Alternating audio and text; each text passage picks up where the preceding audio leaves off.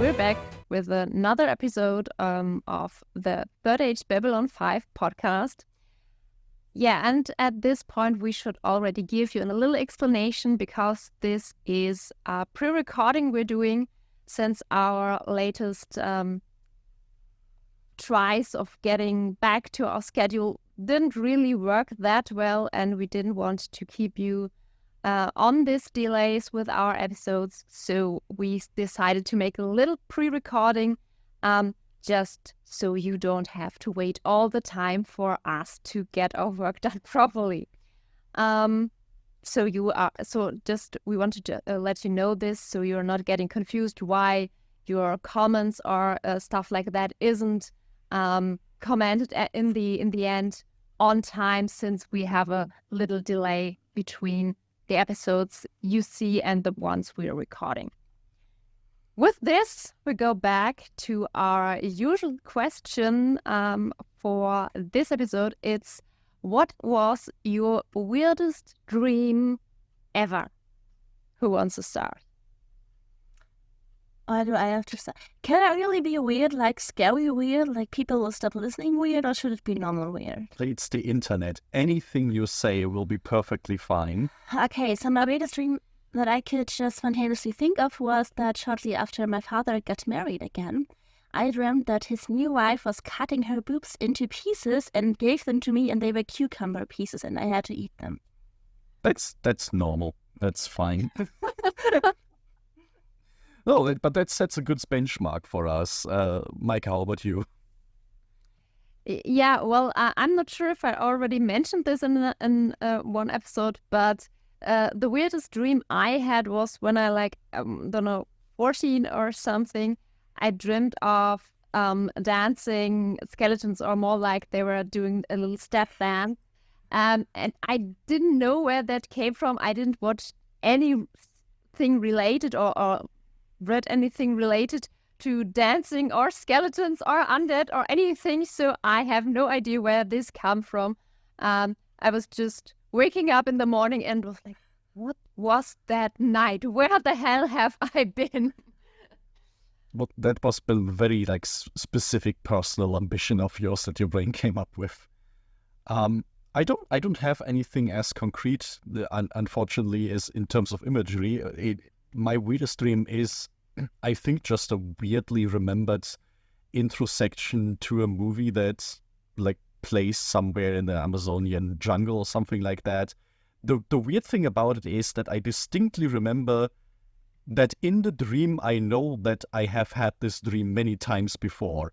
And this has always stuck with me, because the next morning I woke up and I, to this day, can't figure out, is this really a dream that I kept having a few times when I was younger, or is it just that in this dream I had a very strong imagined memory of having had this dream before, and I can't distinguish the two properly to this day. And every so often it just randomly pops in my head and I try to resolve it and I can't, and it's terrible. Okay, why did we get on this question for today's episode? Is because we have a sleeping doctor at some point.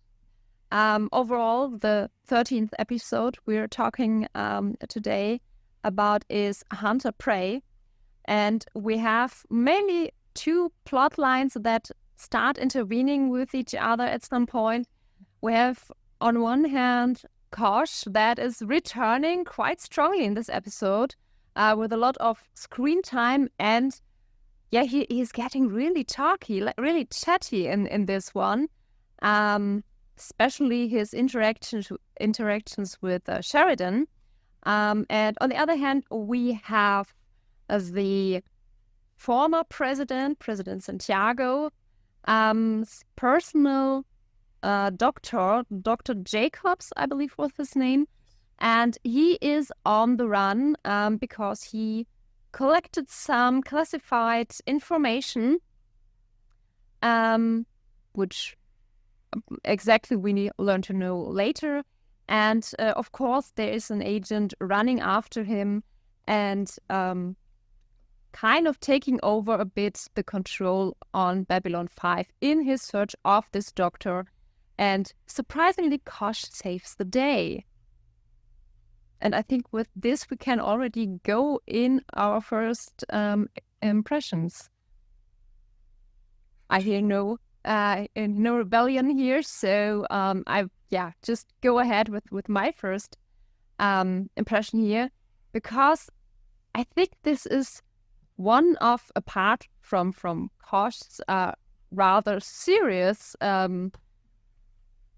appearance here, one of the episodes I really had to reframe my opinion on Franklin, because I really liked his adventure time with Garibaldi through B5, and maybe it was the looks, but it kind of had this detective feeling about it, and I really like to see the dynamic that was presented here. And I think this is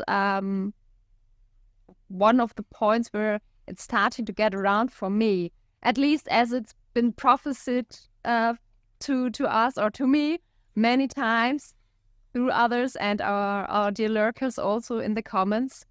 So yeah, I think if this keeps rolling, I'm totally with you. I'm very surprised, but very happy to hear that this is pulling you so much around on Franklin. But yeah, now that you mention it, I think for me, it's this glimpse that Franklin is probably a much, much nicer person to be around when he is hitchhiking through the galaxy, which he is like done before taking on this job. I think if he is in this like adventuring mode and on the run and solving like small everyday problems, it's much better than when you put him in a room where there's constant life and death situations. That just does something to his stress level that makes him less agreeable. I think that's also probably my favorite segment of the episode. I do enjoy the Kosh stuff quite a bit, but I always forget how much he is actually talkative in this episode. My focus is mostly on the fact that he has a living pet ship, which I find adorable and great. But I really, every time, like the Doctor and his portrayal in this episode. I think of all the fugitives that have come to the station, he's probably my favorite. Yeah, my opinion on Franklin cannot be turned around, I guess. For me, red flags are red flags because, I don't know, people always at some point prove that the red flags were justified. So I'm just skeptical as always. That episode, I guess, really also is one that sets the mood that is an episode where many things come together and the basic conflict of Babylon 5 looks more interesting and engaging. That's a very good political answer. I mean, I cannot say so much special things about it because it's just this... Yeah, one of the episodes that just continuously, like the one before, shows this very mood in which season 2 functions. Okay. I mean, let's see where this mood takes us then.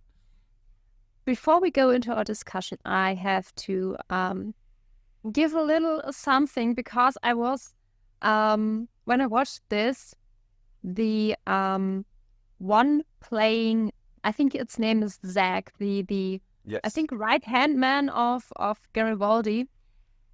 All the time I had this little feeling of kind of know him, don't you? You have to get this face. And finally in this episode it made click and I was, oh right, he's playing this guy in Murder, She Wrote. Yes. Because I had to look it up. The actor's name is Jeff Conaway, and in years before B5, when he was obviously younger with less wrinkles around the eyes, he played, I think it was one of the niece of the protagonist of Murder, She Wrote, their husband or future husband. I think he had a recurring role, and I don't know why his face just is so memorable to me. I mean, the role he played was really adorable, really heartwarming. But yeah, it kind of stick to me, and now I finally understood where I had seen Zach before. So who knows? Maybe his aunt is coming around for solving some crime problems. I'm glad that this connection pops up, because I would have to look it up, but I'm pretty sure JMS, the writer himself, was also involved with Murder, She Wrote back in the day. It was like one of his starting places for TV, and he, I think in his autobiography, talks a little bit about how he took lessons from how to construct mysteries and stuff in that show to Babylon 5 and really developed it there. So yeah, you see that the world of Hollywood is actually quite small, and people and names keep popping up. So no, I'm glad this connection exists. Now you just have to like find a way to explain how he got onto Babylon 5 after being involved in some murder mysteries back home. With this little tidbit of random information that my mind couldn't be quiet about, where do we want to start? I mean, for me, the most memorable bit of this episode is always the Doctor's plot, but both of you have been talking mostly about the Warlords, so do we want to start a little bit with the big reappearance of the episode, the return of Kosh, after basically being only a marginal part of the show for the past season and a half? Yeah, well, I mean, it's tasked with a little ship watching, if you want to call it that way, considering that Susan gets... Now I'm starting to call her Susan. If you are on first name basis with her by now, I don't know what you've been doing in between episodes, but that's fine. Yeah, we're like this now.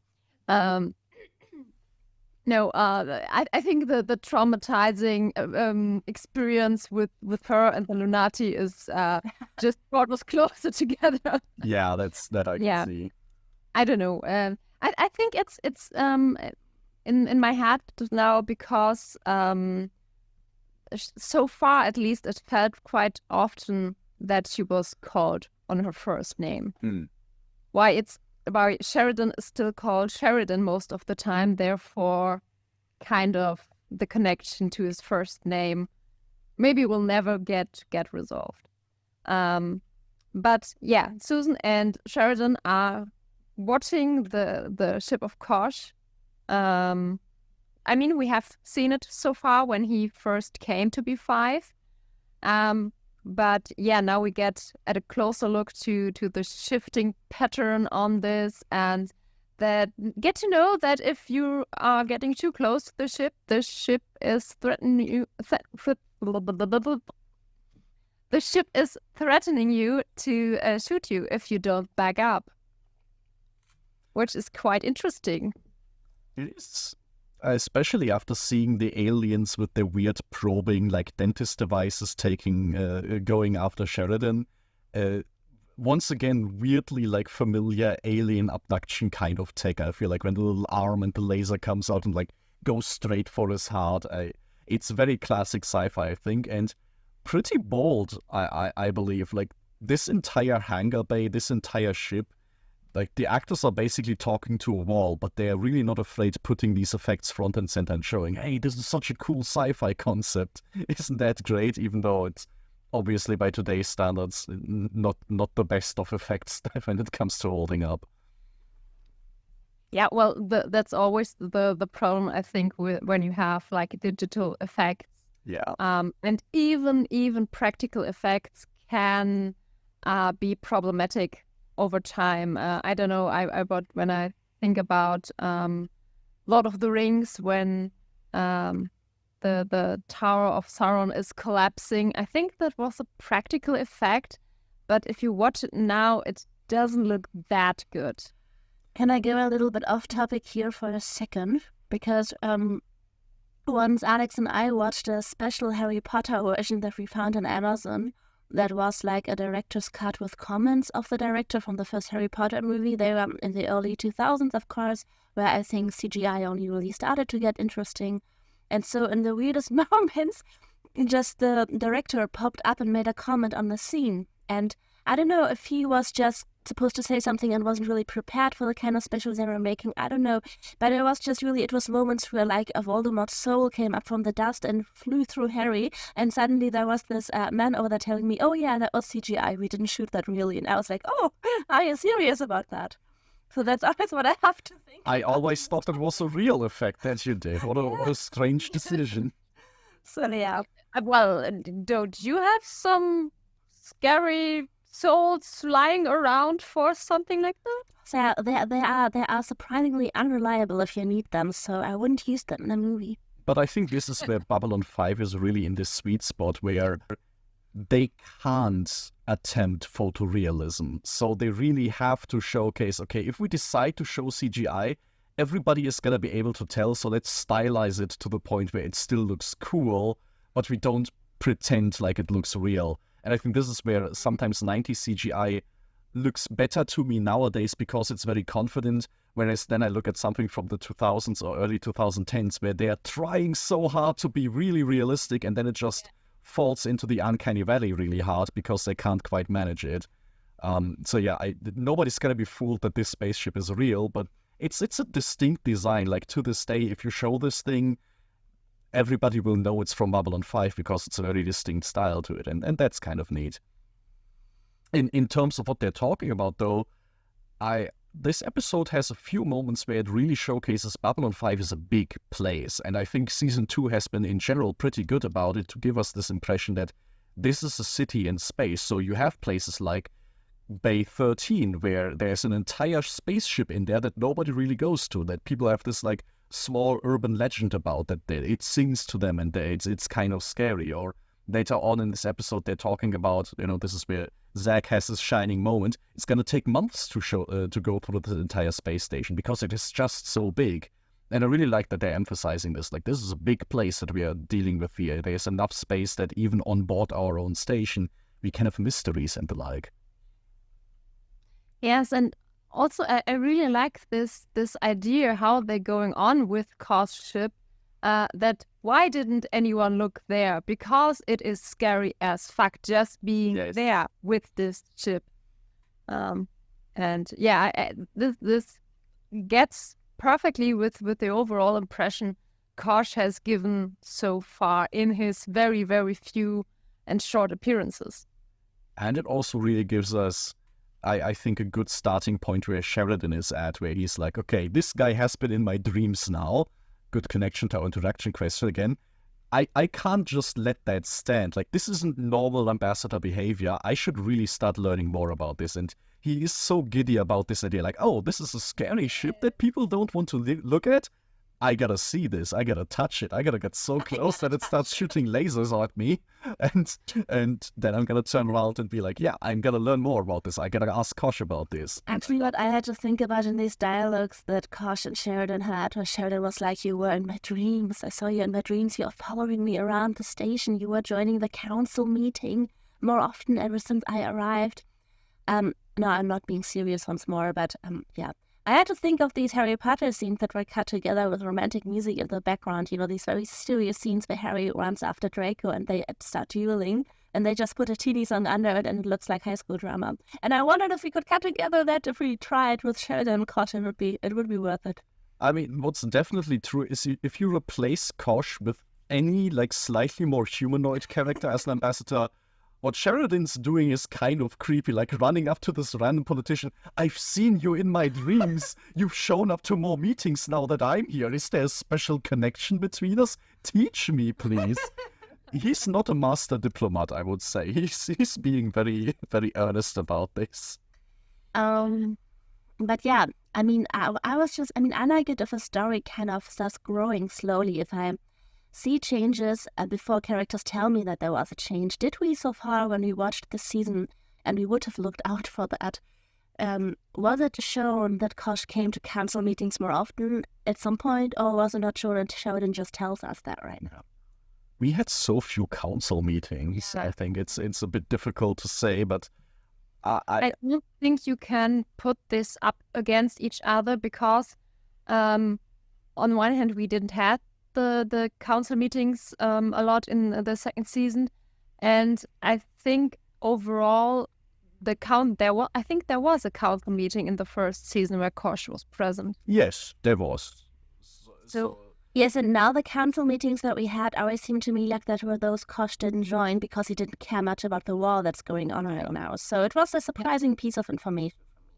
Yeah, I think it's more so the case that we know he's been a bit more involved with Sheridan than with Sinclair in like their various interactions for how little Sheridan has been actually around. But yeah, in terms of his politicking side, we haven't really heard much about the Vorlons being involved in anything because, yeah, they're very hands-off when it comes to the whole non-Centauri war.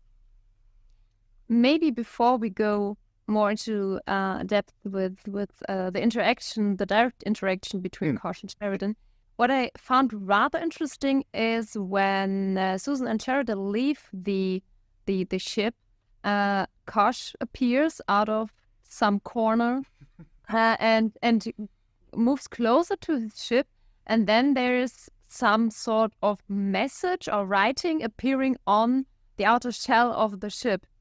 And it seems like he's a bit like he's bowing a bit to the ship, which kind of puzzled me because I can't really understand or figure out the relationship he has with this obviously living ship.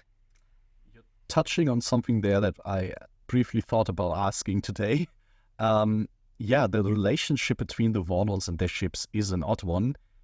I would posit, and I'm curious what you think about this, I can almost imagine that the Vorlons never really built these ships. I can imagine that this is something that they found, that these ships are like some kind of weird space fauna that just exists and that they have this relationship with it, but yeah, it doesn't look like Kosh has necessarily a telepathic bond with the spaceship or that it is part of him because they are exchanging messages in this very obvious way. So yeah, and especially now that you mentioned that there's even this slight bow in there, I could totally see that they are almost as equals in this interaction. Yeah, and the only thing that came to my mind was, I think I mentioned this earlier in some the other context, there's this series Farscape where there are also living ships. I think they were called Leviathans. Yeah, I think that's that have rather close connection with their pilots, or at least we get the impression since as far as I watched, there was just one shown. I could think of this being something similar. But on the other hand, my brain was, that's too easy. So let's think of something else. But yeah, that would be the closest, the most logical answer, maybe.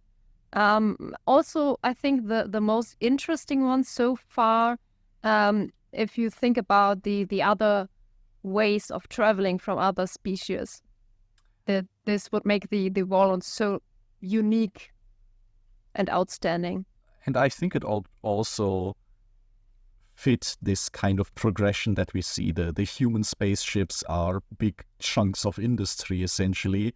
Then we recently saw the inside of a Minbari ship, and the Minbari ships do already look like kind of fish-like, marine animal-ish, but their insides are then very crystalline and constructed and such. And with this Vorlon ship, I don't even know if it has an inside space. It looks very much like this amorphous blob that just kind of absorbs you in a cocoon. So this idea that the ships get more and more creature-like and abstract, I really enjoy that as a through line. Also, it would fit to these shadow creatures from Mr. Morden we've seen so far, because with these, tentacle, wing-like appearance and how it changed in some sequences, I think that would also fit in rather well as an explanation for that. It would, that this is like big creatures out there. And, if we are thinking of the Vorlons as this like super powerful and probably pretty old species, it's also this idea like, You know, if there are anything like elves from something like Tolkien or such, there's probably not that many of them comparatively to the other species, so that they have like ships that are their own creatures, so they can have still big fleets and stuff. That kind of makes sense to me, that they're like very nature aligned in that way, just that nature in Babylon 5 is this weird space creature stuff. All that aside, though, I do love the fact that he's just kind of lurking in the shadows as like everybody's talking about his ship, and then he's just like shuffling out and talking to the ship himself. It's great. He has nothing better to do. It's fitting for his trolling aura he's given off so far. Yeah, this is where we know it's still the good old Kosh that we've come to know and love. He's still doing his own shenanigans. Do we then want to go a little bit more into Sheridan's advances on Kosh, or do we switch over? How do you feel? Yeah, since we were already half in with the exchange between the two, I would say, yeah, we'll go for that. Yeah. So Sheridan has big plans. I feel like he doesn't even know exactly what he's asking for as he goes into this this conversation that he has with Kosh eventually. More so this idea, I want to get some straight answers out of you for once. Like, what's the point of you being here? Or what were your impressions? Yeah, well, on one hand, Sheridan is really is more direct and more, I would say, more forceful than what Sinclair has done. Sinclair was more like, if I would kind of put it in with metaphorically with like trying to pet a cat where you're not sure if the cat will scratch you or bite you. And Sinclair was really careful with everything he did and always polite. And I don't know how to handle this one, so I'm really careful. And Sheridan is like, okay, come on, stop your bullshit. I want answers. You give me something to work with. Otherwise, I will keep annoying you. Yes. And I mean, it obviously works in some way, though on the other hand, it is Sheridan that is talking to Kosh here. And I mean, in previous episodes, we already established that at least to Kosh, this has some sort of meaning. I think so. And I mean, making this direct comparison as you do, it feels to me very fitting to these two characters, especially with Sinclair. Like, his first interaction with Kosh was accidentally almost poisoning him or being accused of poisoning him. And I feel like Sinclair never quite recovered from that. He was always like, man, very first time interacted with Kosh, I almost started a war with the Warlords. I should really like keep my distance from that. And then his whole interaction with the Minbari was also, oh man, I'm kind of involved in this like big mystery about the universe and something about souls. And I have a hole in my mind. All of this is very weird and scary.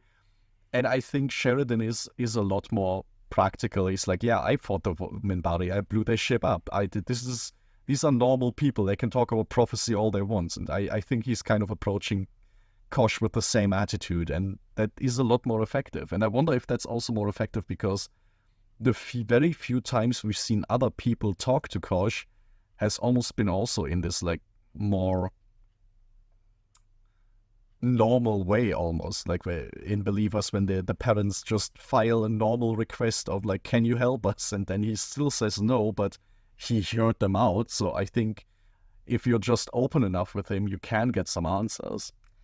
Well, I mean, it's definitely a thing that Sheridan is more confrontative with everything he does. He definitely just is more impulsive and just tries to get his way. And as I have teased a few times already, there is definitely one moment where Sheridan wins me over, where I really feel like this is our commander now. This is my main character that I follow around. We are not quite there yet, but we are on our way. The frequency with which you're saying this has been increasing, though. Like, now every other episode you're saying this, so we must be getting closer. No, there are two things. There is one episode where I'm really completely into the show and completely convinced that I love the whole show. And there is this moment where Sheridan completely wins me over. Yeah, maybe more about what they are actually talking about, because at some point it's about, teach me, and Kosh is like, yeah, I teach you. I mean, Don't really know what this is about. the way of getting there is interesting though, because I feel like for a little while they're just playing this game of like repeating each other's sentences and not really getting anywhere. And Sheridan is just desperately taking these random responses at face value to try and brute force himself into, okay, if you're just gonna keep talking bullshit at me, I'm just going to pretend like those have actual meaning and assume that you're telling me this stuff. And I love this as a strategy to like getting Kosh to agree to something, because it's like, no, I'm gonna play dumb and not like view your stuff as like big prophecy. I'm just gonna take it at face value. So you have to do something. Yeah, it's still Kosh's troll energy that is shown there, but at some point he is just like, okay, it's not working. I have to respond in a different way. I think on one level it is that if I have to try and take like a slightly more serious take on this, I think there can be a level of Kosh being really sick and tired of people coming to him and being like, you are this ancient and wise being, you must have all the answers for me, so please provide them to me.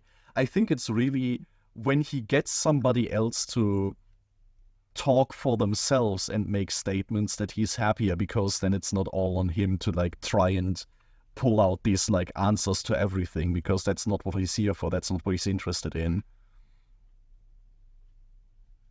Yeah, so still the question is, what is it that, how could one summarize this whole thing about teaching? So what is it that he wants to teach Sheridan? If I understood it correctly, it's basically Kosh saying, I'm going to teach you, Sheridan, about yourself until you are ready to fight legends. Yes. That was my takeaway. Is that, are we on the same page there, or? Yes. Okay, now what the hell does that mean? Yeah, I mean, the simplest answer would be, I make you combat ready to, in retrospective of the of Morden and associates. I mean, but how do you do that by teaching somebody about themselves, right? Like, why not teach him cool mind powers then? Yeah, so far, if we go back to Morden's first appearance, where he is asking, I'm not quite sure what exactly his phrasing was, but it was about what we want. That's the relevant bit, right? This is what Sheridan uses to get through to Kosh, right? This question, what do you want? Yeah, I think the when he's phrasing it that way, Sheridan is phrasing it that way, Kosh is saying, don't ever ask that question. And it feels to me like this is more of a mental capacity that is important when it's about Morden. I mean, when he is going around and questioning everyone, he gets his answers at some point. The only one who is able to resist this is Delenn, and her reaction is like, usually I would feel in different contexts, I've seen it would be like someone is trying to get in my mind or something. And therefore this I teach you about you is more like I show you your strength, your abilities. I give you the knowledge to resist against this. That's overall what it feels to me.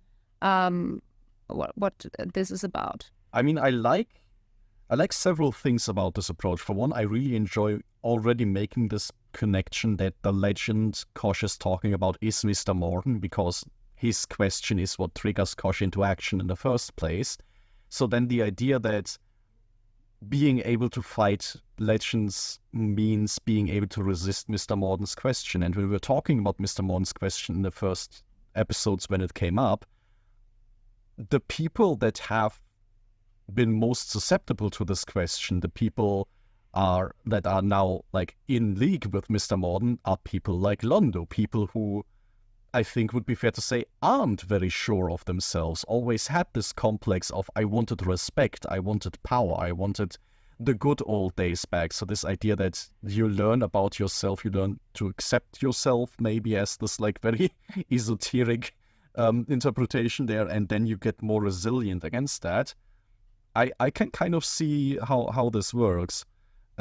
For me, it's always also very closely connected to what Kosh has been talking about in Sheridan's dream, right? This idea, I've always been here. It's only now that you are silent enough, that it's quiet enough that you can hear me. So this idea, Kosh can help people, can interact with people, but they need to be mentally primed in some way to be susceptible to that. So maybe it's also this, that like Sheridan is legitimately going to learn some mind exercises to calm himself, to put himself into the right headspace, to understand what Kosh is trying to tell him, to be in this kind of weird connection with Kosh.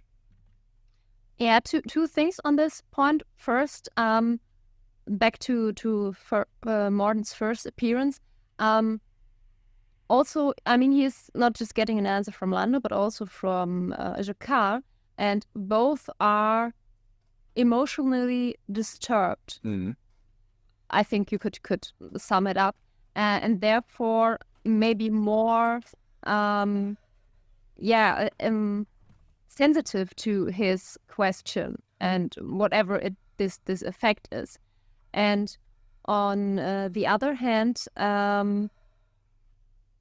the whole thing with Kosh and Sheridan and this dream appearance kind of resembles for me the idea of meditation.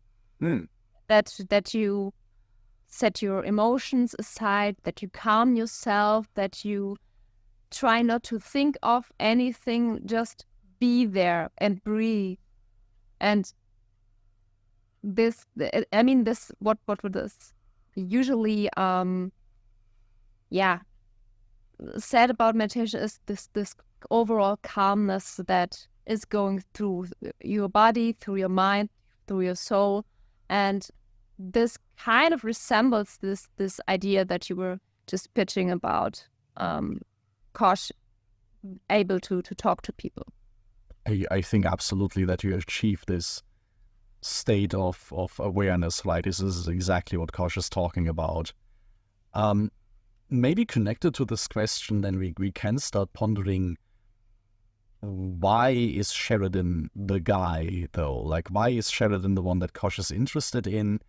And if Kosh is talking about, I'm going to teach you about yourself, is kind of this idea that there is something about Sheridan himself that has this potential. And what is that? Is it just the ability that, he has proven that he can, under overwhelming circumstances, defeat the Black Star, become the Star Killer, so he is just that genius of a tactician, or is there something more? I mean, with Sinclair, it was the same question. Why is he so important to the Minbari? And there we heard, okay, there is a very specific reason. He was like their first point of contact with humanity and all that.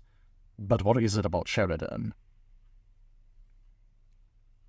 Honestly, I have not really an idea I would consider a serious point. I mean, he is open-minded, which I would regard important for him as a person. I mean, he has fought the Minbari, he has killed some, but overall he doesn't seem like having any animosities against the Minbari overall. He is rather calm so far, we've seen in the exchange with Minbari and also other species. So I would certainly put this as an important trait for him, but I think this, or at least for my brain, it's just a bit too simple as an answer, because of course other people also have this kind of mindset. Yeah, that's very much like, I'm sure it is a necessity for Sheridan to have this, but it can't be enough to determine that he's himself. I mean, looking at this episode, what also jumps to my mind is could it be something about Sheridan's position? Like, the one thing that makes Sheridan special, what we've learned over the past few episodes, is he looks like a guy who is 100% loyal to Earth Force on paper, but in reality, he's a much more free-thinking, critical kind of component. This is why he's also so important as a point of contact for the whole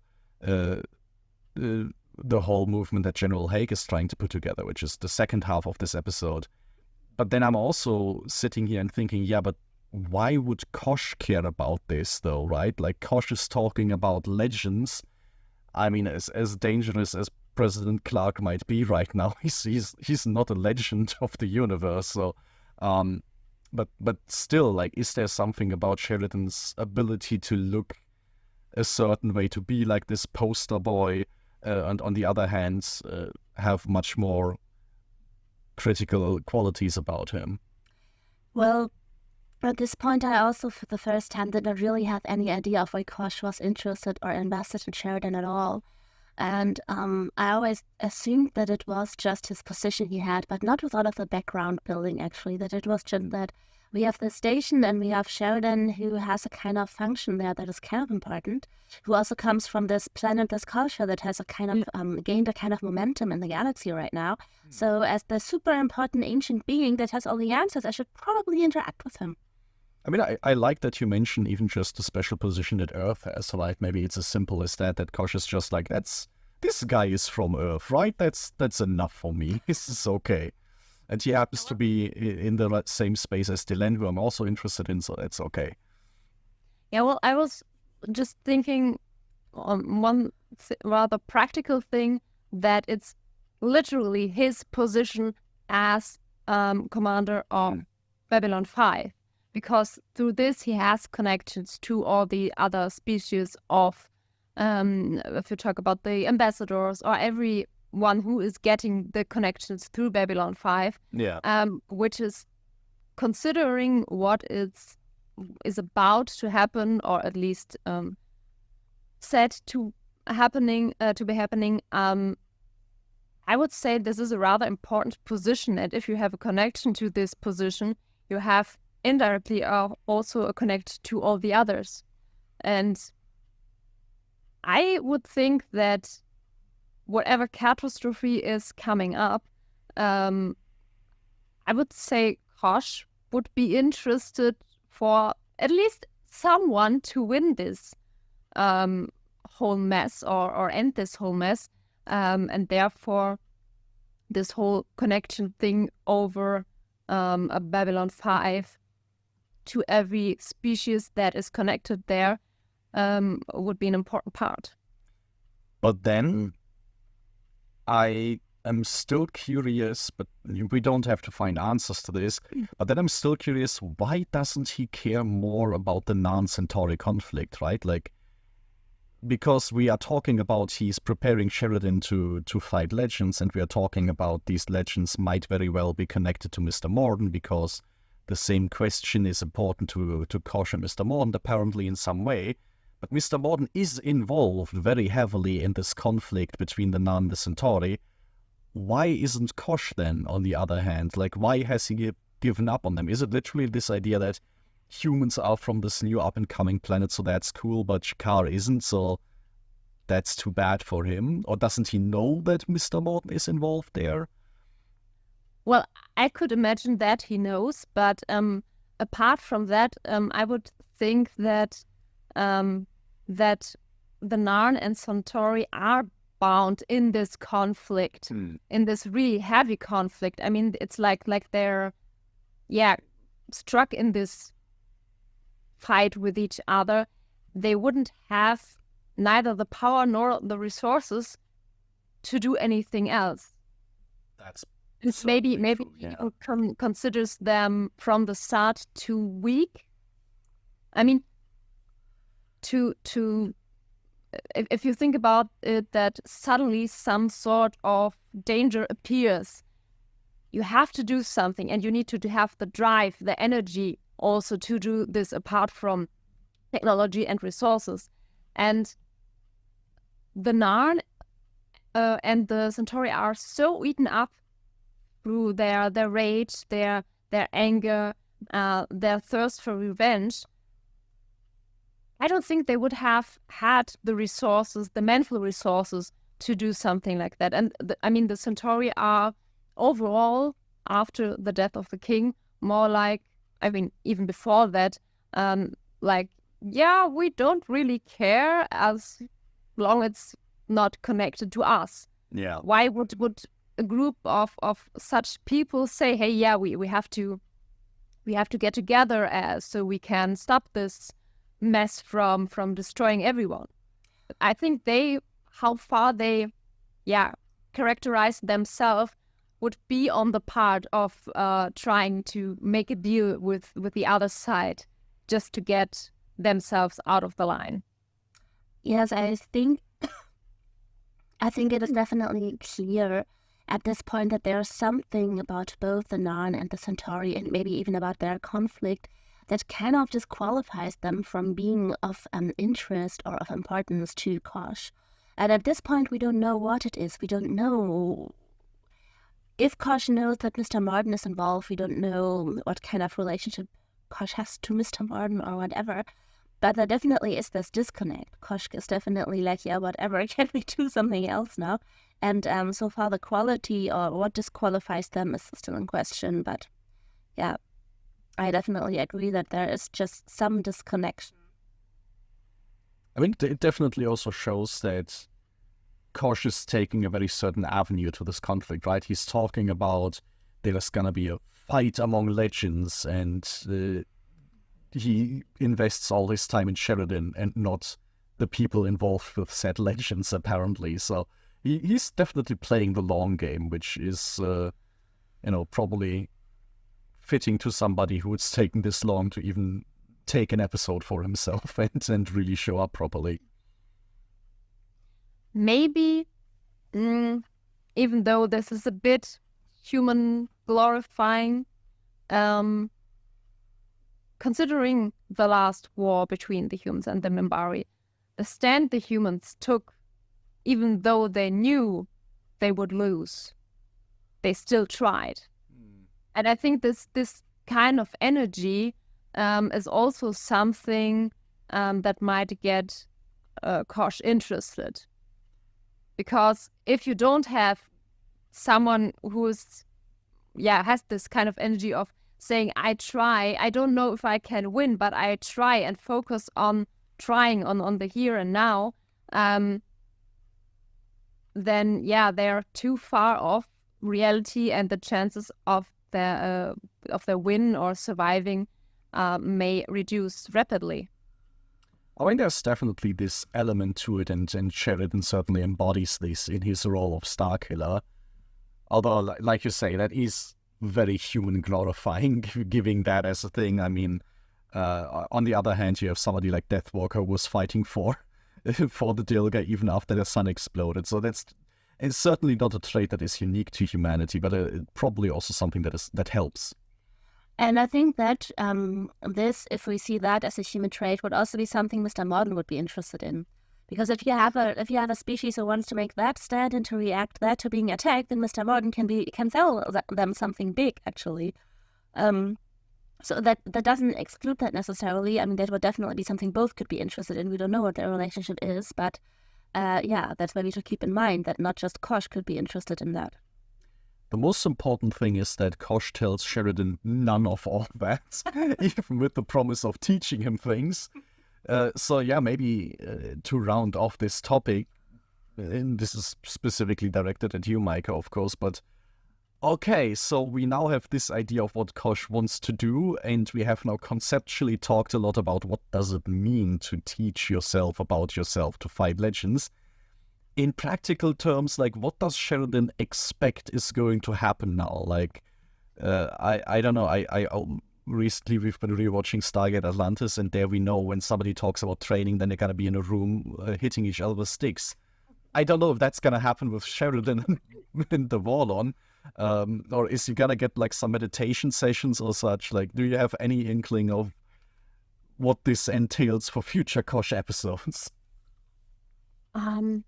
Honestly, I can imagine absolutely everything Like really the stick hitting part, like you have like the style of Karate Kid, like polish and I don't know. Or like a tiny backpack with Kosh, like on Luke Skywalker as he's like running. Sheridan is running parkour through down below. So he takes off his suit, and then he takes the sticks, and then Yes, exactly. It's like just a light ball that is like throwing shit around. Well, let's face it, we just all want to see a naked Kosh. I mean, there's very few TV shows that can so embrace that we just want to see more cast members naked, but Babylon 5 is really canonically making it one of the most important things. Like, everybody keeps talking about it. It's great. Once again, something that if we remove Kosh and implement any other ambassador, it becomes very awkward and creepy very quickly. I want to see London naked. I want to see... Like, yeah, but it's like everybody keeps talking about, like, oh, nobody has seen a Kosh outside his encounter suit. Yeah, but you don't go up to Dylan and say, nobody's seen a Minbari outside of their robes. Like, yeah, probably you haven't, but why would you ask that? Like, yeah, okay, but I think it's more that we are used to humanoid beings, and so we miss the face. If I had never seen any Minbari without a full face mask, that's fair. That's probably true. Yeah, but apart from all this really weird kind of sensei teachings we know from any sort of movie or series, really, I could imagine everything from meditations to some really weird telepathic stuff, or like, I don't know, drink this. I mean, personally, I would love if Kosh literally just gives life lessons to Sheridan out of his own book. Like, there's a really big crisis and Sheridan wants to run to the council chambers. Kosh just says, no, just don't. Everybody will think you're mysterious and powerful for doing that. It's how I do it all the time. I have no idea what's going on, actually. Just, don't interact with them. Just don't do your job. It's great. And just beeping. Yeah, just like, here are wind chimes and like a bunch of lights. You can make people believe anything you want. Sorry, I had to move the popcorn because the cat is searching for a passage. Yeah, she's definitely searching for a passage and not for popcorn. She's a very well-behaved creature. Like me?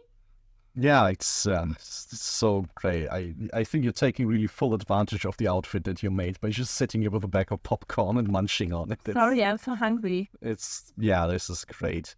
Well, better she eats the popcorn than you. Yeah, that's fair. Do we have more on Kosh or anyone else? Because then we can move over to the good doctor. I mean, in terms of the formula, we've seen this episode before. Like, somebody comes to the station and is being followed, and then some overbearing Earth Force people come, try to take command of the station and do their own thing. In this case, it is Agent Cranston, I believe. I'm so glad that you remembered his name, because I certainly didn't. He's just 101 Earth Force intelligence dude, being like as competent as you would expect.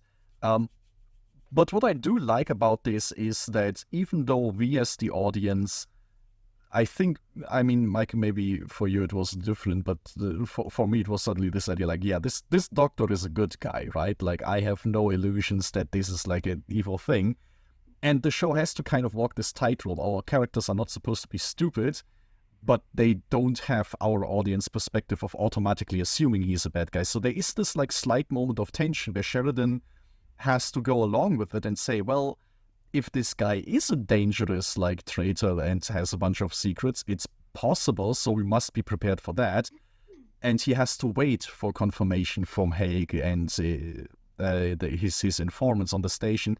And once again, the scale of it I really enjoy. This idea that Sheridan isn't the head of the big conspiracy or like the big resistance or anything. He's just one operative. And when things happen, he needs to wait for somebody else to tell him what's going on. I like that. Yeah, it's not like this I know it all character. Yeah. Like or he's also not the one, if there's a problem, that he immediately knows what to do or has an idea what he could do. It's all the time it's trying, figuring out, waiting, going with the flow. And therefore it also feels, again, really realistic as a character, also as the position he's having. I think so too, and it makes even though we've seen this style of episode before, I think just a little bit more interesting, because now we can kind of see what it means that they had this sit together and talk about, look guys, there is this general that has some doubts about things, we are trying to collect evidence, who is with me, right?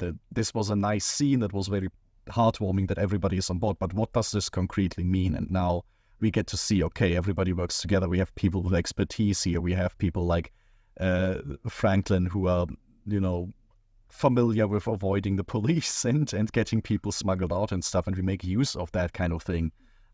So that I think introduces a new level to the stuff that our crew can do, which I really enjoy, apart from the day-to-day operations of the station.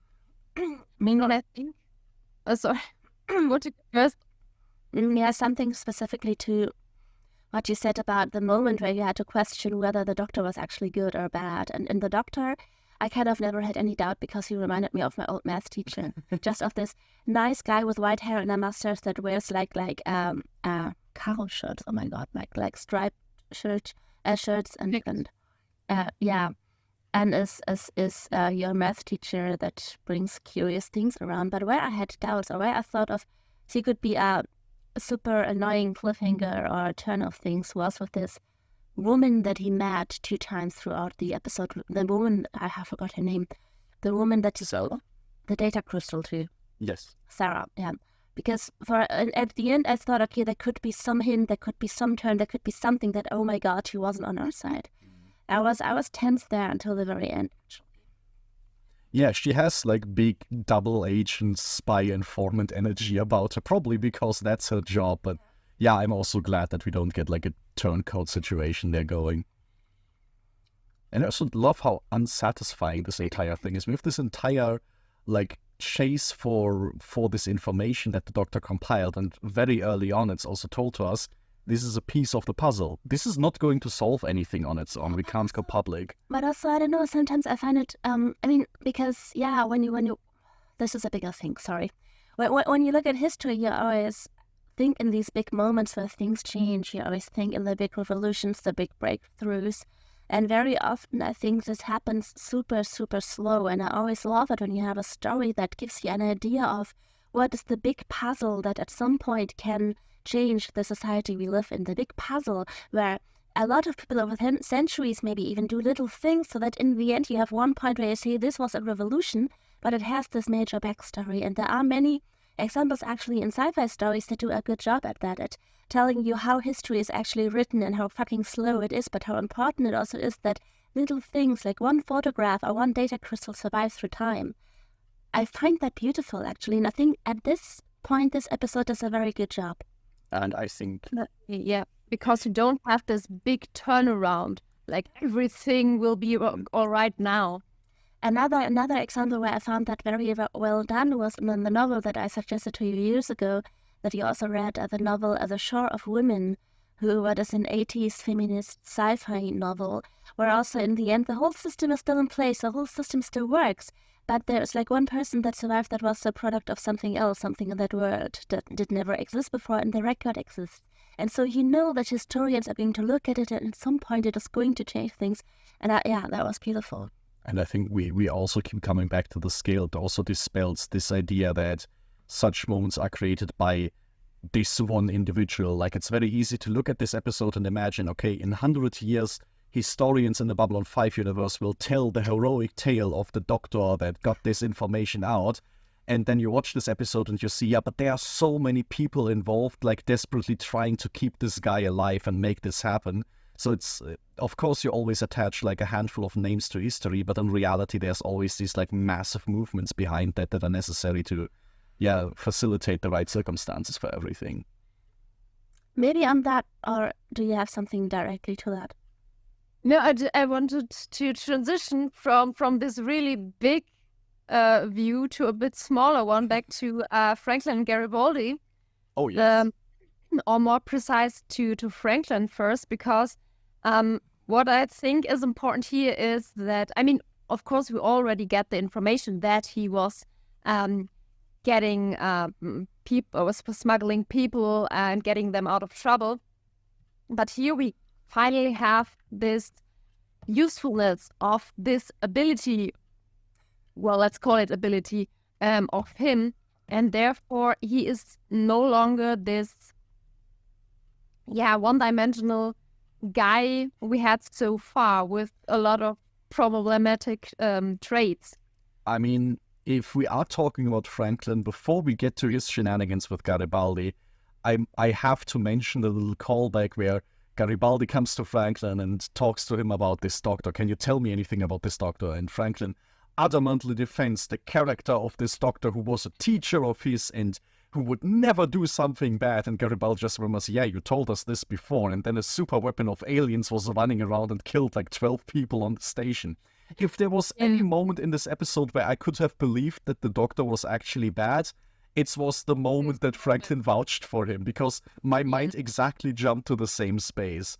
But yeah, it really does a lot to give Franklin this extra element of, okay, he is somebody who is very useful outside of the lab, who has some experience being among people like down below, having the experience of smuggling people around, having personal connection to this doctor. Like, all of this is drawn from a life that is beyond his position, and I really enjoy that. What is also... Jeff, the noise you're hearing, by the way, is the cat who is on my lap playing with this on the desk. I give it back to you, don't eat me. She's gonna eat you. And now she dropped it. Now it's gone. Terrible. Now she's mad at me.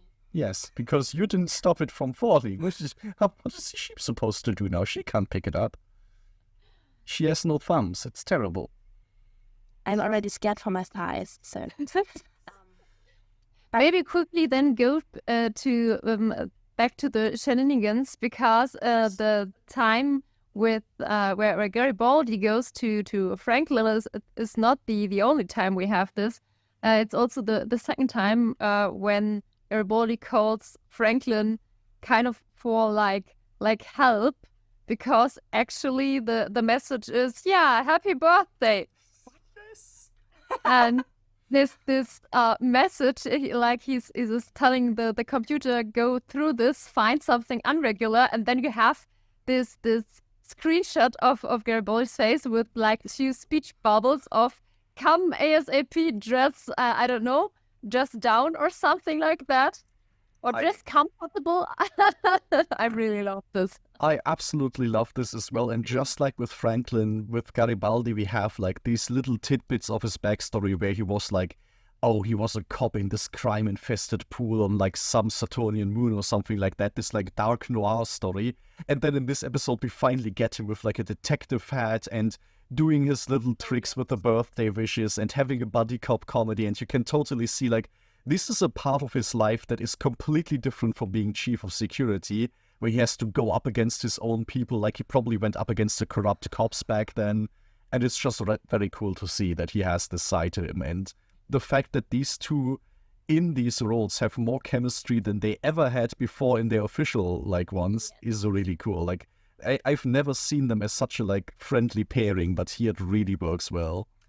I really like the scene when they found the doctor, or no, shortly before they found him, when Garibaldi is like manhandling one of the one who was trying to sell the doctor's watch, and like, you give me the answers now. I'm not sure if it was just my imagination, but it kind of felt like for me that Franklin was there like looking a bit differently to Garibaldi, like, whoa, I just learned a completely new side of it, and I don't dislike it. I've never seen you in this light, but it's interesting. Interesting.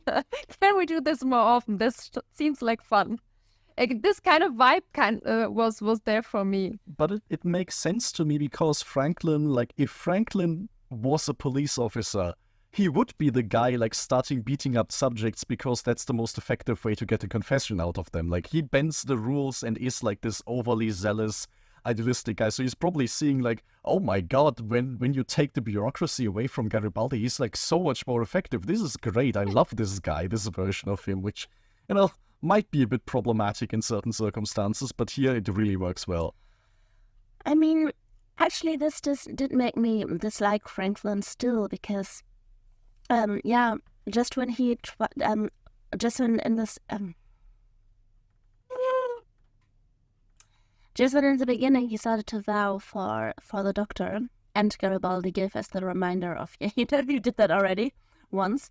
I thought that it is also here where he is so useful. You need someone like Franklin to build up a resistance, to have all of these underground contacts, to get this thing done safely.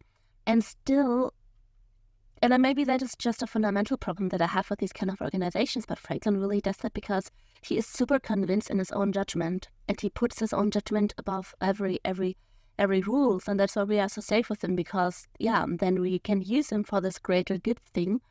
But it's just so frustrating. I don't know. I'm just very torn because I totally see why it was great that we have such a character here. I totally see why we need these people. But I wish there was a motivation to have someone like that, basically. And I mean, the episode also points us at the fact that Franklin doesn't know when to stop. This is why we get this entire scene of like Garibaldi sitting down and just having a snack and being like, look, we've been looking for like 6 hours. Being like half awake for an hour longer is not going to solve our problem for us. That's not the right way of approaching it.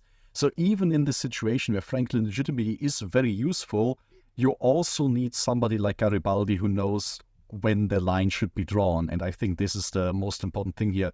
Franklin on his own is not a good recipe for anything, or Franklin in a lone leadership position is a problem. If you pair him up with somebody who is a good foil to that, he can be really effective though. But he really needs this context, and I think, this episode highlights that more than anything.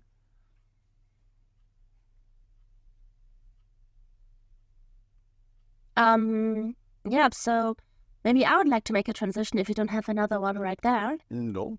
A transition, or something that I would like to talk about is, I would like to put this all back to the Kosh plot and ask you, especially you, Meike, why do you think Kosh is helping with the doctor? That's a good question. That's the same question I asked myself. Overall, I would have thought, put it in this context of the connection Sheridan established before all this with him. But I think it's also, if you consider his words with the I make you ready to fight legends, I think this is also about the stabilization of B5 and Sheridan in his power and his resources, because the information or the doctor have, if he gets lost, the whole structure will crumble.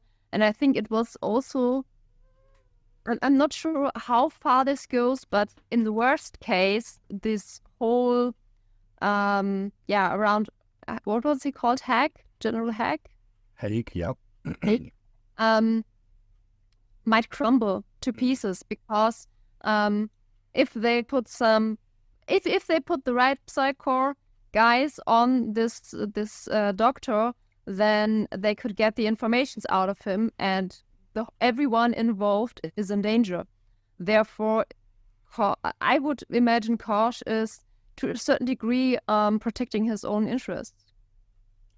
Maybe maybe he's just a nice guy in this moment, but I can definitely see both. I totally see like Kosh has enough of an overview that he would understand why this is important to Sheridan, and he wants to keep Sheridan around. So it's an easy assumption that he's just taking care of that. But I also think there is a level where Kosh genuinely doesn't care. and not in a bad way of, oh, I think I'm above about everyone. He genuinely doesn't care. So if you ask him, can you please blow up the Centauri for me, or can you please blow up the Narn for me, he's gonna be like, no, I don't care. I don't want to be involved in this. But if you ask him, hey, can I get a piece of your lunch maybe, or something else like relatively inconsequential, I think he's relatively willing to do that, as long as it doesn't involve anything, like, once again, as long as you don't come to him, oh, please, wise old one, bestow your wisdom on me and like change the fate of the universe. This is why when the Centauri Emperor comes, probably Kosh wouldn't do anything for this guy, except the personal request, I would like to see you before I die. You know what, that doesn't change anything about history. That's just a personal favor. I will give you a cryptic, like, magic 8-ball quote that you can die on. That's fine. Like, I think there might also be this element, like, Kosh is genuinely kind of a cool dude as long as you know what to ask from him, and as long as it's not something overly ambitious. Although there were moments in the past where he interfered with the future of the galaxy quite huge. I mean, for example, when he just destroyed the ship with Deathwalker on it, and the elixir of life was gone because he said, like, yeah, you're not ready for it. So. But then it's explicitly when nobody asks for it. Yeah, right. That's him being an asshole. But so I was still thinking that, I mean, we don't have the information now. We don't know what this motivation is. We don't know why the Vorlons even are present on the station, actually. But I could think it possible that he's just a nice guy, that he finds it funny, that he's just the dude who also wants to help and wants to be part of Garibaldi and Franklin, or also that there is a piece of information that he wants to know secure, because we have no idea about their motivation so far. And we also don't know everything that is on the data crystal, right? Like, the Doctor talks a bit about it has to do with Clark's supposed sickness, which is a good indicator that he was involved in the assassination, but who knows what else might be on there that for some reason Kosh is interested in. We know that he has like very particular interests at times. He like collected a mind scanning of Talia for some reason when she was talking to the weird recorder dude. So, you know, he's collecting weird data crystals all the time. Who knows why this one is important to him. We made the connection to Kosh now again, and I always enjoy talking about Kosh, but there's one more person that I would really like to talk about in this episode, and that is Max. Who's Max? Does anybody remember who Max is? The most glorious gangster who decided, I live on a space station without windows, I need to bring shades, and I need to start extorting people. Max.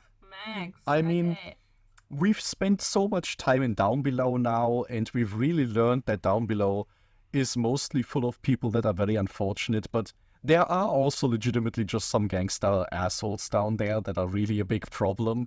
And the fact that we get one that has like so many spoken lines and has like so much character crammed in there is absolutely hilarious to me. I love that we spend so much time on this minor villain who by all accounts is completely unimportant for everything, but he's such a character. He stands out so much to me that I really love it.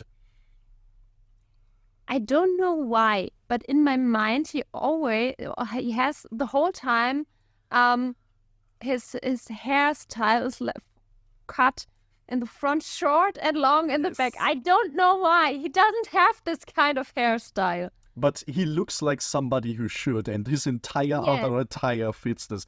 Now, it's just, for most of the time, Babylon 5 is such a distinctly like unique, weird future style, but once gangsters show up, they are the most like late 80s, early 90s like gangster troops that you would imagine in any kind of cyberpunk novel ever. It's amazing to me.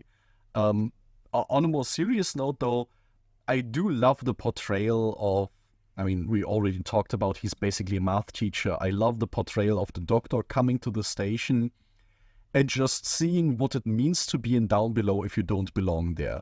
Like, you've got the money, you try to buy security, nobody's going to sell it to you because you're just so nervous that they catch on to the fact that you're probably running from somebody very important, or this random gangster gets you, but he can piece together a good chunk of this story just by looking what you're wearing, what kind of watch you have, and stuff like this. So for being just this like random and gangster that Max is, I like that he has some brains on him and is like pretty decently at putting this together, even though then Garibaldi goes full on Rambo mode and deals with him by just pointing his gun at him very succinctly. On the other hand, Garibaldi getting hurt from Mac's help guy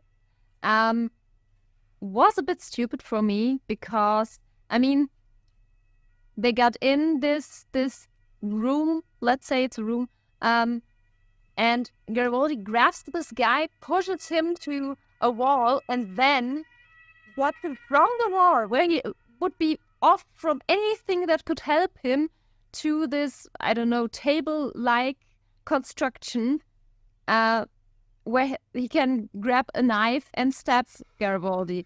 And honestly, this is such a stupid scene, because it's like, I don't know, one of the first things I would imagine you would learn is make sure that the people you arrest or have to put down are in a place where they are not able to get anything to resist. And he had him already at a really good location. He could have pushed him to the wall. I like to imagine the noir, like, personal narration of his own, like, Dark City story that Garibaldi had in his head at that time was just too loud, so he couldn't concentrate properly. Like, he was lost in his role because, that's, it's been a few years since he's done field work like this, so he's maybe not up to stuff. If Zach was in his position, he probably would have done much better. Another thing, maybe it's more of a philosophical question actually, what do we think at this point of the forces that come from Earth Force, that people that come from Earth and want to arrest the Doctor and are still on the side of the government, because we see them as villains. I mean, just from a structure, how they are written, we are against them.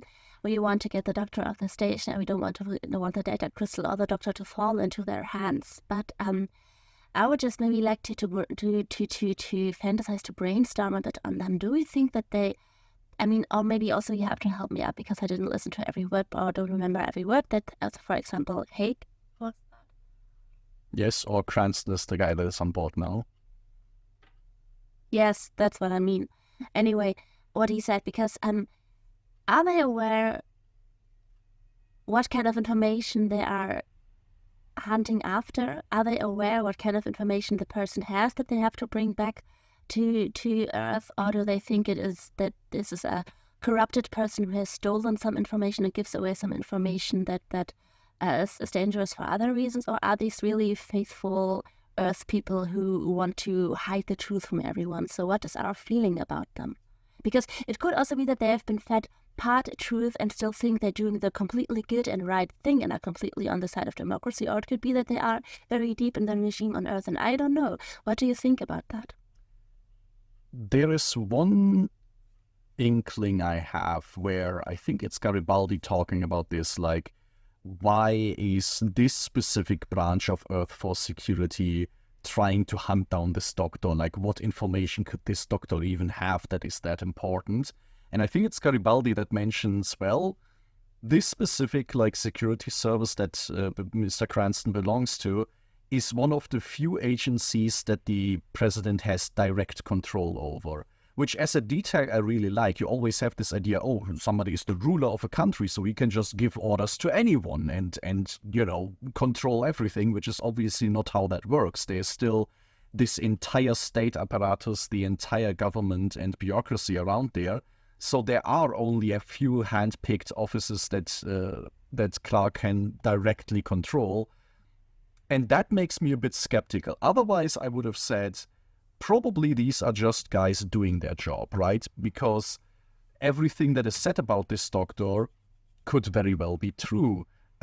Even if we are assuming that they know what they are hunting down, that this Doctor just says, I have proof that the president murdered his predecessor and such, even if they just know this tidbit of information without knowing how true that could be, that on its own would still be a good reason to try and hunt him down so he doesn't sell this to foreign governments or anything like that. But because they belong to this branch that specifically is directly under Clark, I get the sense that they might be a bit more hardcore about this. And even if they know exactly what's going on, they might still be, on this track. Yeah, totally with you there. Yeah, I sometimes at this point find it interesting to think about that, because we have main characters who are more and more distancing themselves now from Earth. And we have already at the end of the first season always pointed out that the situation on Earth is kind of getting critical. So whenever we meet someone new, you have to kind of ask ourselves, how trustworthy are they? What kind of information do they have? What kind of opinions do they have? And yeah, I see these people who want to hunt down the Doctor very critical as well, for similar reasons. So yeah. I mean, what we've also seen is this has happened often enough that some people, like Ivanova, are getting really good at running interference. Like the way she handles this dude by just like smugly telling you, oh, I didn't tell you this information because you didn't ask. Well, it's too bad for you, isn't it? And like this entire situation also, like Sheridan making up downtown on the station. That was like, great. Making sure that these people are doing this. They are walking kind of a tightrope, because they are now very openly obstructing security work back from home. But I think they are also treating this as a very situational thing. I don't think they are saying, oh, Earth for security as a whole is corrupt and bad now. They can't. They are still part of that. But they are treating this as, no, people that are involved with this specific thing are problematic and we have all the rights in the world to interfere with them. Which is an important decision to make, to say that I'm still part of Earth, I'm still pro-humans, I'm even still pro the military I'm part of, but I'm against the government for that and that and that, and I take all of my options all of my resources that I have to communicate that. I think that's a decision that is often needed. And I think a big part of this is this trust that they are not doing this on their own. I don't think you could convince Ivanova or Garibaldi to do something like this just because Sheridan says, I don't think this guy is fine and I have problems with that. It's really this trust. No, there is a big movement in the military with General Haig and such that is going to go through, and eventually, if people ask us to justify what we did here in front of a military tribunal or something, we will be in a position where we can justify it and then it's going to be fine. But all of this is still thinking in the framework of this military. This doesn't stand to question that they're a part of that. And I think, as critical as everybody is of Earth Alliance, I think this also shows they all still very much believe in the system, that it is self-correcting to a certain degree. We talked about the entire Kosh thing and his ship. We talked about the Doctor coming to the station. We talked about the Doctor being abducted by Max. We talked about the buddy cop comedy getting him back. We talked a bit about the plan and why Kosh might have helped with that. I think that's perfectly fine. We also talked about the fact that, the ending ends on a very, maybe not unsatisfying note, but a realistic note of, well, this was a good step in the right direction. But this on its own is not going to help, and we are relying on people outside of Babylon 5 to help as well. To put it in a better light, we talked about a little bit of how history can be pieced together, and how beautiful I find that. Yes. Maybe to have a last word very briefly is, we talked about this entire affair now from the perspective of how our characters view Earth. On the other side, how does this all look from Earth's perspective now? And I would just like to mention this because I think our characters are pretty smart about doing this in a way where they are at every turn using Cranston's own paranoia against him and making him very convinced that everything that he does that leads nowhere is his own idea, down to the very last moment where they bank on him demanding that the ship is scanned and then obviously doesn't show any life sign that is human. So this idea that, like with Sheridan's own biggest strength, Cranston can now come back home and convince everyone Babylon 5 is 100% loyal. They basically accommodated his every wish. Yes, they were a bit obtuse about it, but this frontier type is always like that. But at the end, there is not really a sense for anyone that this Doctor was on Babylon 5 and escaped. He ultimately leaves convinced that his information was bad. Yeah, that's right. And also, even though they were a bit shitty in their behavior, they overall did everything to help him find the doctor.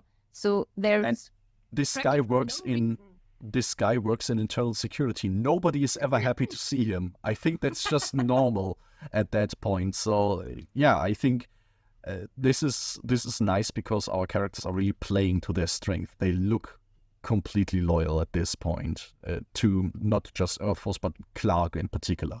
And I think it's going to be interesting to see how long they manage to play this off, because this has been their strategy with Bester as well.